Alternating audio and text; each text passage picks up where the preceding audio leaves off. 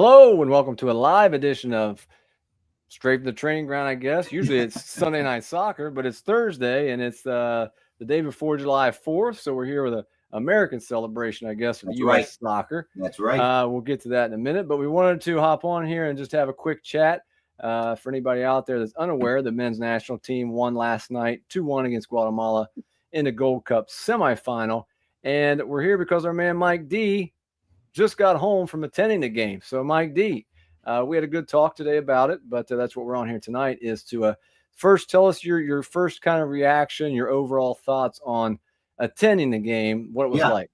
Yeah, so it was my first experience actually going to a men's national team game. I've gone to a women's national team game in New York. I saw them play Mexico actually last year, but this is my first men's national team game, and actually something of a significant tournament. So something that actually had some significance to it. So we drove about 6.5 hours to St. Louis from Grand Rapids, and the drive is terrible. There's nothing to see. It's all farmland and all that. But you get to St. Louis. St. Louis is a beautiful city.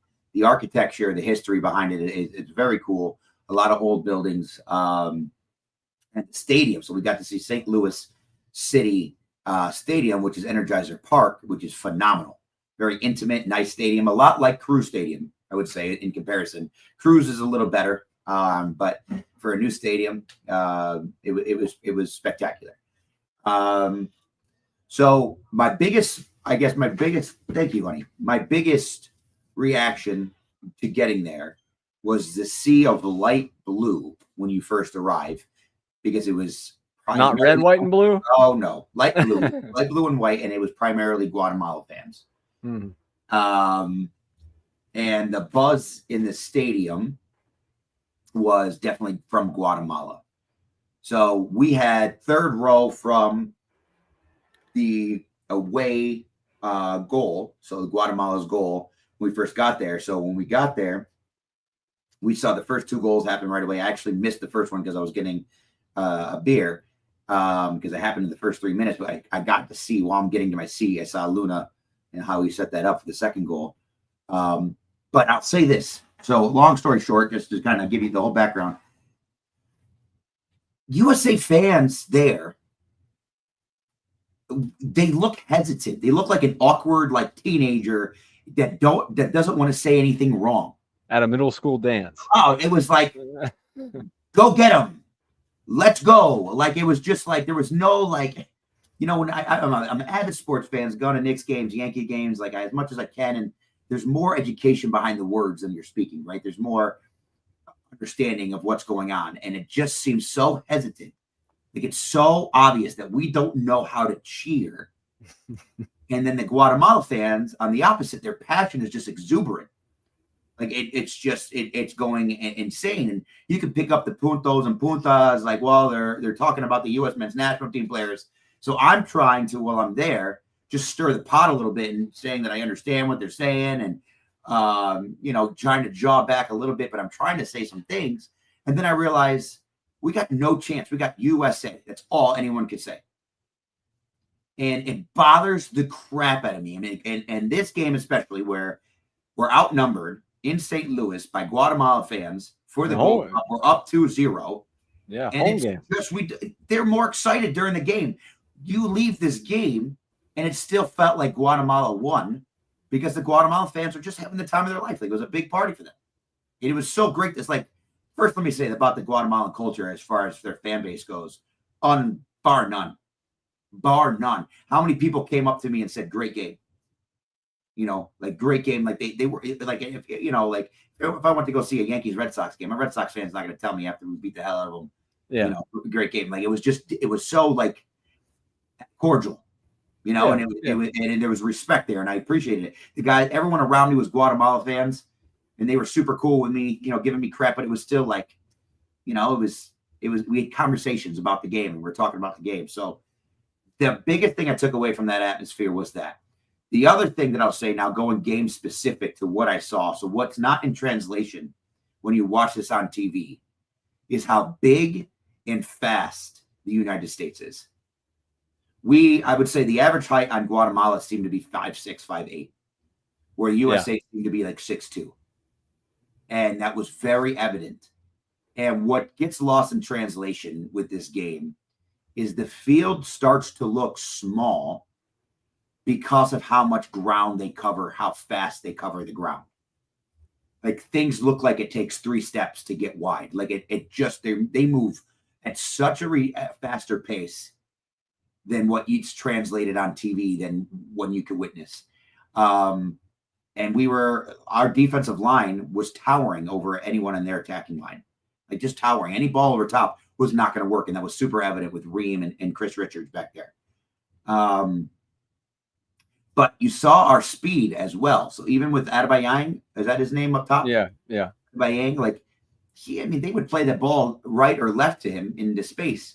And the guy could be in front of him, but he just, like road runner. Like, so the speed and the physicality of the U.S. was great. It was great.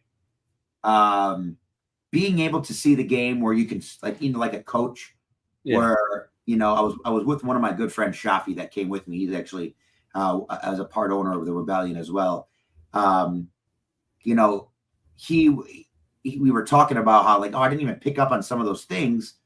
And, as a coach, we're trained to see more than just where the focal point or where the ball's at.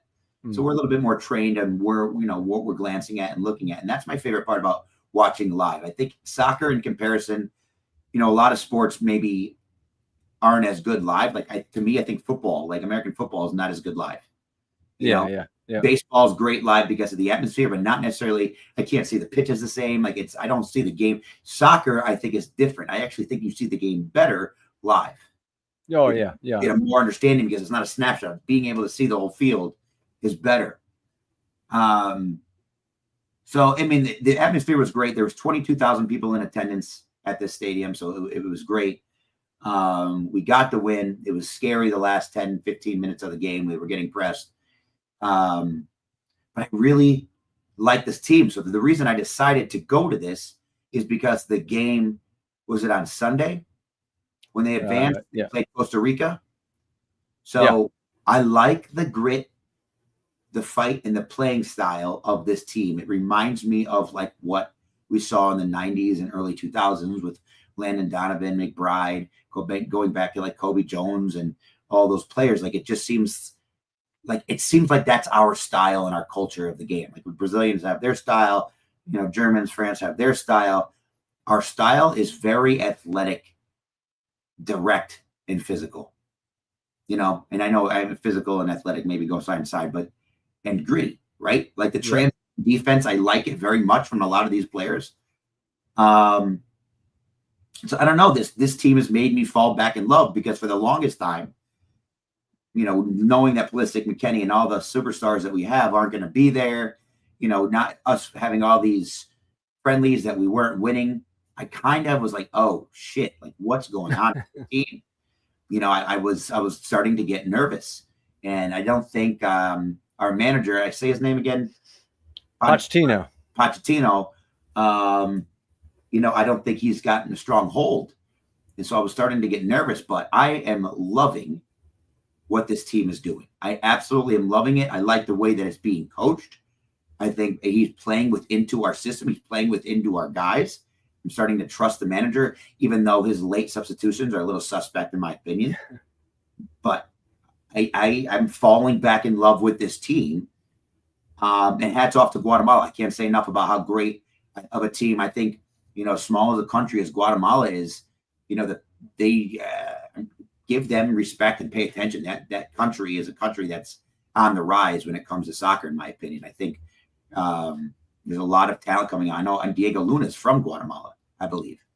Our number 10 that had 2 goals yesterday. So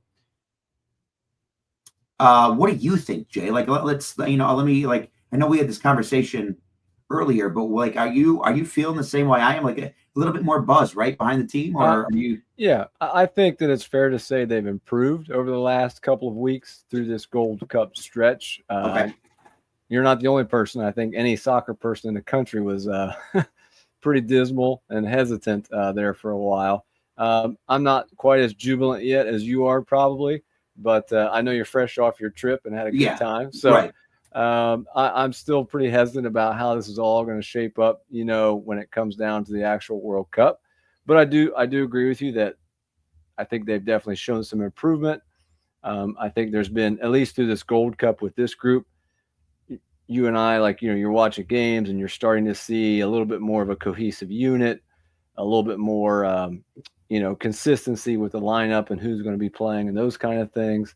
So those are all positives. And I completely 100% agree with you on the atmosphere of a United States men's national team soccer game. Because it definitely needs a lot of work, and it's been like that for at least, I don't know, 20 years. Yeah. I was talking to you when we talked earlier today. I've been to a World Cup qualifier against Mexico, which for us, that's as big as it gets pretty much. And the same kind of thing. It's just, I feel like we don't know what to do. You know what I mean? Like you said, I feel like at a baseball game, people know what to do. I feel like at a football game, a college football game, people have songs and chants they know, they grew up listening to. We still don't have that culture yet with soccer for some reason. So I have answers for those things. So let's address the atmosphere, because then I want to get into the tactics, if you're cool with that, and what I'm seeing and how.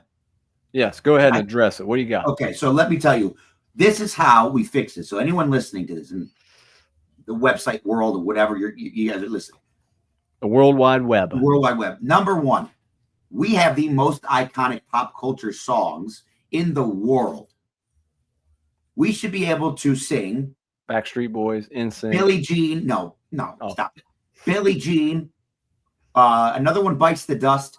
Things of that nature where everyone knows so easily. Give a catchy tune. Find, one of the verses or the even just one verse from a doesn't matter. Song. Yeah. It's super like that's our pop culture's our shit. Like that's us. Like we should dive into that. Like it's go. You and I were joking earlier. Even just sing "God Bless America." Sing something. It doesn't matter. Yeah, we're good. Like the other solution I have, get an organist. Like bye bye bye would be dope. But I'm for real. Bye bye. Yeah. Oh, we got one of our Erics. Yep. Dun, dun, dun. Another one bites. Like dude, it could be sick. Something. Or, and so here's the other thing to add on. Get an organist like you have in basketball. Yeah, in the background.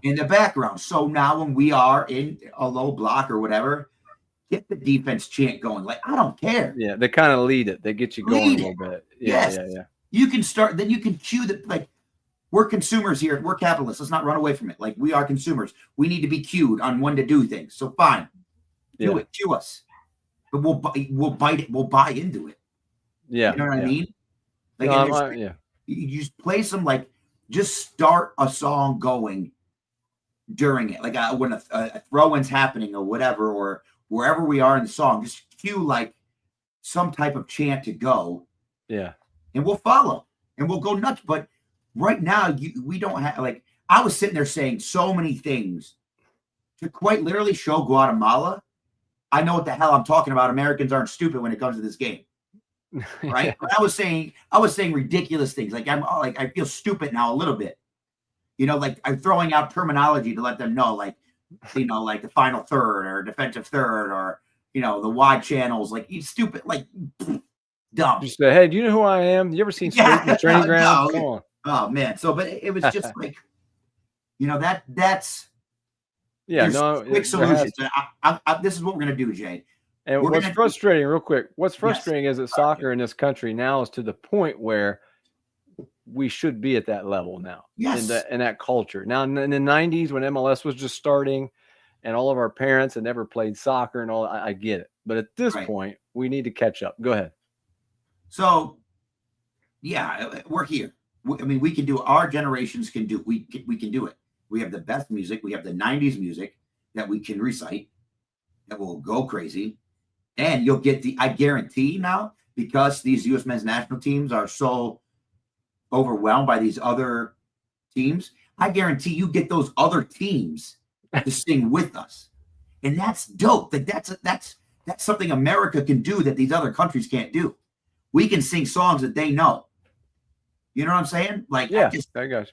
So we're gonna do an episode before the World Cup next year. So we have a year, and we're gonna break down a list. We're gonna give you a playlist of songs that we should be singing at the World Cup, and we're gonna give people the prescription. Some assignments. Yeah, you got a fever. The fever's more pop song for the American. Yeah. You know what I mean? More cowbell. More cowbell. So I just think I'll lead the charge on this. I'm cool with it. Everyone bring a cowbell. Everyone can hit a cowbell. I mean, let's not do that. I hate that shit. It's funny though. That is funny. But all right, yeah, I'm with you though. Yeah, we definitely need to step up our game in that area. So back to the tactics. We have a couple more comments coming in here from one of our Erics. You go ahead and we'll leave that comment on the screen. So go back to what you saw in person as you watched the game and just your thoughts in general of the men's national team throughout this Gold Cup stretch right now. So am I answering this question? I'm sorry. Is that what you're asking? Yeah. I'm sorry. How much do you think this is due? We were talking earlier about this group and things like that. About how much do you think that this is due to these not being the Golden Boys and actually putting in the effort? Because, this is kind of the B team, and a lot of these guys, this is kind of like their audition, to maybe get a spot at the World Cup. After watching these games, I look very differently now at Pulisic and the crew. Feels like the U.S. Federation. Sorry, it goes on. Eric's feeling very, very wordy tonight. Feels like the U.S. Fed has just decided these were our guys and they couldn't be touched. Maybe now it's time for them to compete for their spot. See, and I 100% agree with that. So you got to think about. So it's a great question, first of all, Eric. Like honestly, like that's been kind of what's been racking my brain, and I think the best way to answer that question is Pochettino. What? Pochettino. You just call him Poch. Pochettino was put in a situation. Cappuccino. Pochettino was put in a situation. I should, man. I'm Italian. I shouldn't have been able to do this, but I just can't remember his name. Pochettino was put in a situation that could go very badly. He hasn't had time with his team. So all of a sudden, before he did terrible in Nations League, his friendlies weren't going well. He hasn't really been able to form anything. Not a lot of time. But in all fairness, he's been getting his first looks, right? Yeah. So it made us nervous. And what I like about, so he put in a situation to where now he was forced, I think, his hand was forced to get results. And to his credit, completely, he put together a system that works. He also got a bunch of hungry players, so he knew how to mold a system around that. He had a couple skilled players that would be able to benefit from a direct approach and athleticism and speed. So I think that goes back to the pool of players that we have in the United States and what makes their impact different in that size and that speed. And I think he leaned into that. And I think that's what we're used to having. So he's working with what he has. When you see the Golden Boys, right, or the Golden Girls, whatever you want to call them, they play a different style that we're used to, and they almost look like they're trying to market themselves in a certain way, right? There's something more on the mind. Trying to be something that you're not. Trying to be something, and I think when you put Dest, Pulisic, McKennie, Weah, and Weah, who's the other? Gio Reyna, even, and then who? Anthony Robinson. Anton Robinson fits this. He'd be great in this system, actually. But I'm trying. Who's the other? The striker who starts with an F, the English guy. Balogun. Yeah, Balogun.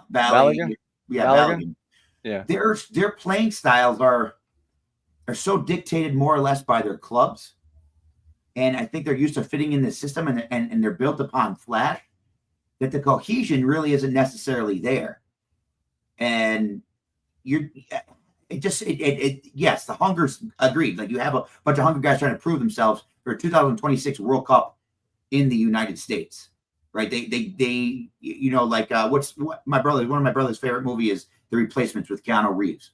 Yeah. Right. It's kind of like that situation where you got that, but we're winning and we're playing against good teams, like beating Saudi Arabia, beating Costa Rica, beating Guatemala. Our stars would struggle. I mean, there's aren't clear path wins. Let's be real about it. We didn't, you know what I mean? Like the golden era team didn't clearly win. It's because, and it wasn't because we couldn't, but it's because it felt like we would take our foot off the gas. You know, it seemed like we would take our foot off the gas and not go. These guys grit. Like the biggest thing that I noticed yesterday in watching the game was their transition defense and how quick it was to snap back into defense. I mean, players like with the guy from Columbus Crew, the outside back, Max Arston. Love the guy. I think he's brilliant. I think he's great. The way that Berhalter in transition was good. Tillman is a beast. You know, Luna, great. All of them worked. All of them worked really hard defensively to come back. So you're not seeing as technically savvy of a team, and I think you're going to see that against Mexico on Sunday. We don't move the ball as well. And so what Poch has done is he's made it very simplistic. And then he's put some creative players in the middle to be able to benefit from us trying to overload the wings and play wide with speed on the wings.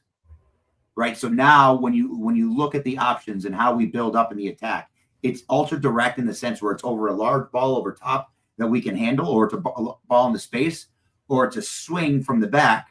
And then we push forward after the swing with 3 or 4 on the wing. And then so we just kind of move up that way because of our outside backs play more like wing backs. So we're pushing up with 8. When you do that and you overload on those wings, you're leaving space for Luna and Tillman to be able to operate in 2v2s. Or in Luna's case in the second goal in a 1v1. And he is very good on the ball to be able to create enough space for a window. And Tillman's another one where I think you will be surprised is that he's got a quick snapshot. He doesn't need to tee up the ball the same. He can get that ball off his foot quickly, and he's very poised inside the box. So we've uncovered 2 things to where the marketing behind these players that we did, putting them overseas, the ballistics, who they're playing for, these names is like like what it is. Like it's just marketability. And it's not necessarily the best team. Might be the most talented, but it's not the most effective. And I think this is what I'm starting to like about Poch. Now I'm starting to believe in him because he's showing effectiveness. And now, so going long-winded to what I'm saying, he's made a situation that could have gone, if he didn't win this game, if he didn't make it to the finals, right? I don't know if Poch would have been there for the World Cup. It could be bad. Yes, very bad. It could have been bad.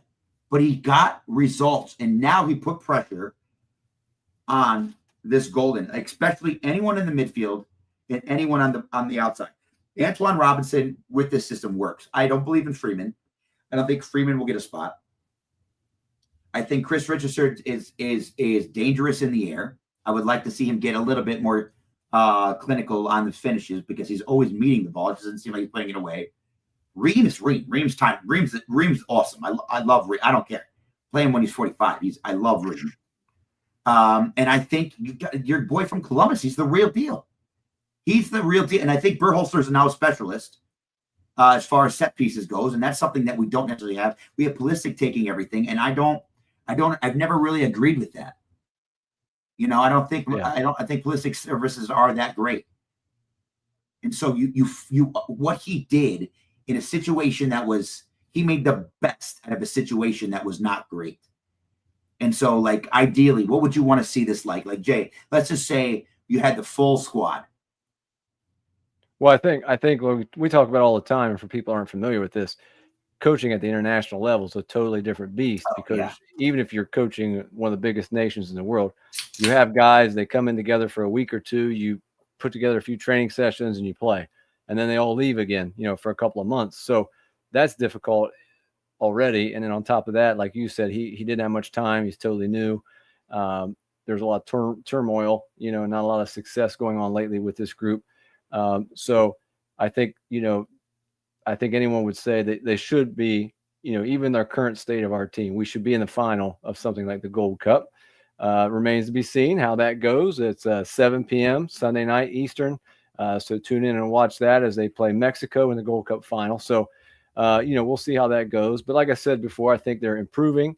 I think they have found some things, as a group as they went through this tournament.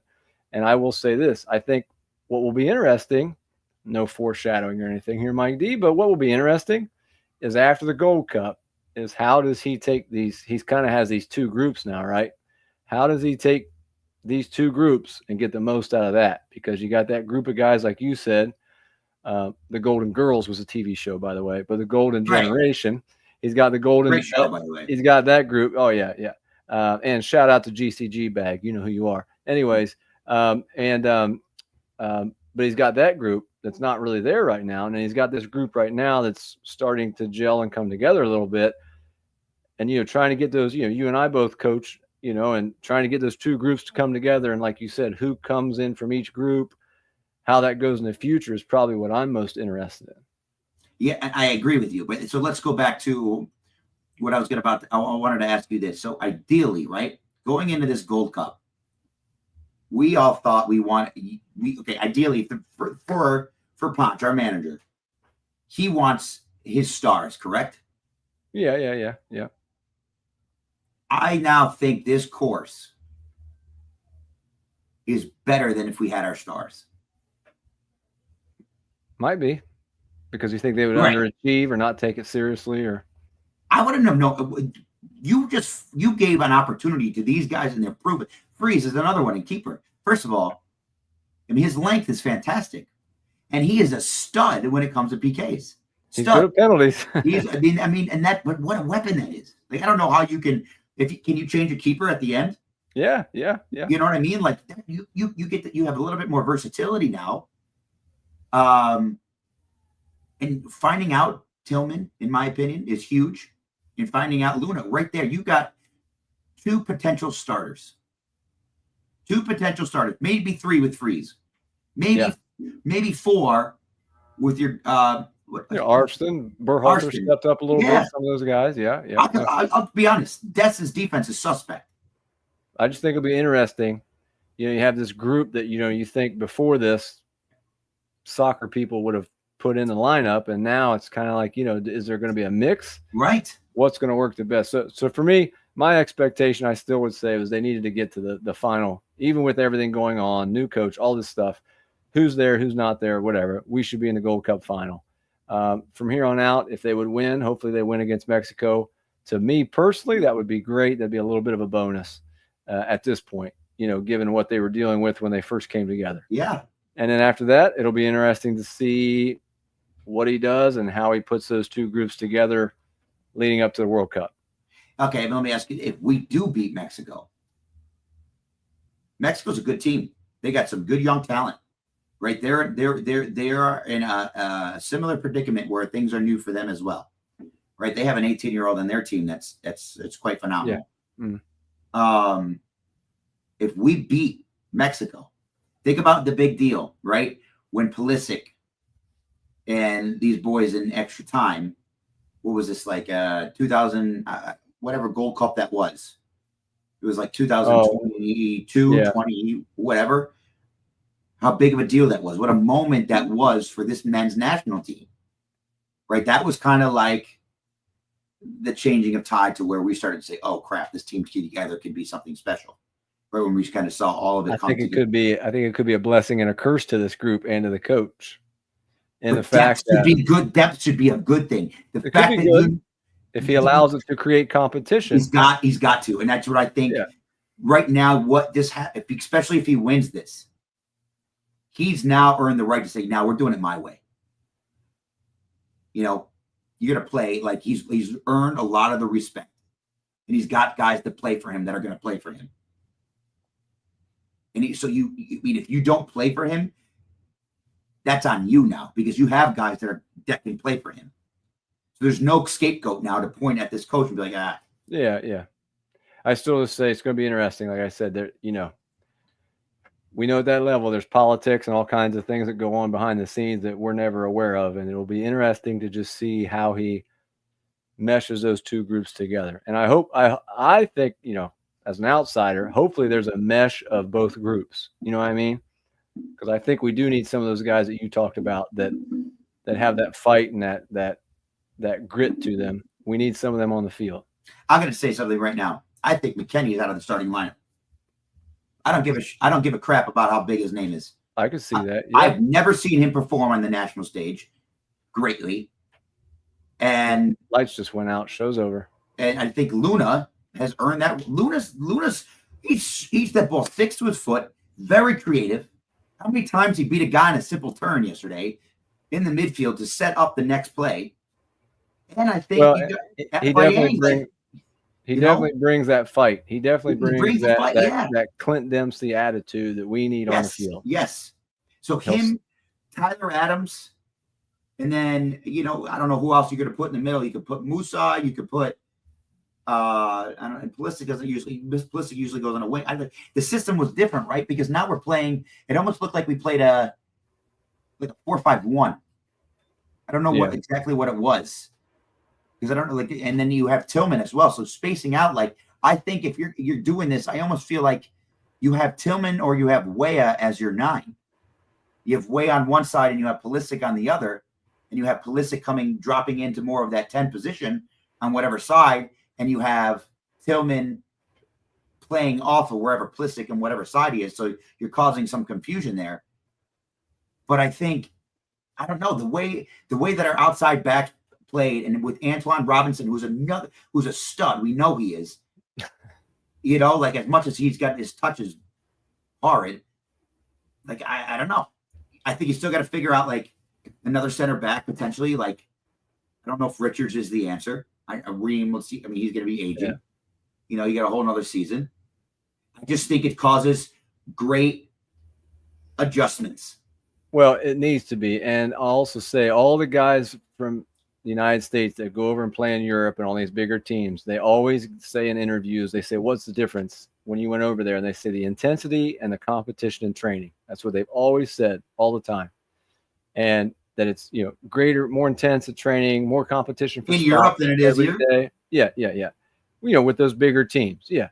And my point is, that's why those teams are that good and they're at that level. So competition's a good thing. And hopefully that this creates competition, and he allows it to create competition, and people have to earn their spots, and that in turn will hopefully create a mesh, or not a mesh, but a mix of both of these groups. There are going to be some guys that fight their way into a spot like you're talking about, and those other guys are going to have to fight their way for a spot, and that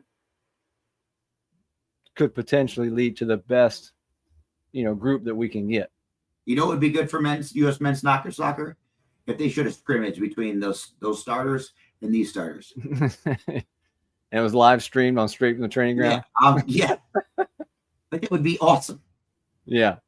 So stay tuned, and like I said, check us out. We might be on here Sunday. We'll see before the game. The men's national team getting ready here Sunday night for the Gold Cup final against Mexico again, 7 p.m. Eastern. Again, I'm Jay, Mike D. Have a good 4th of July, and peace out from Straight from the Training Ground.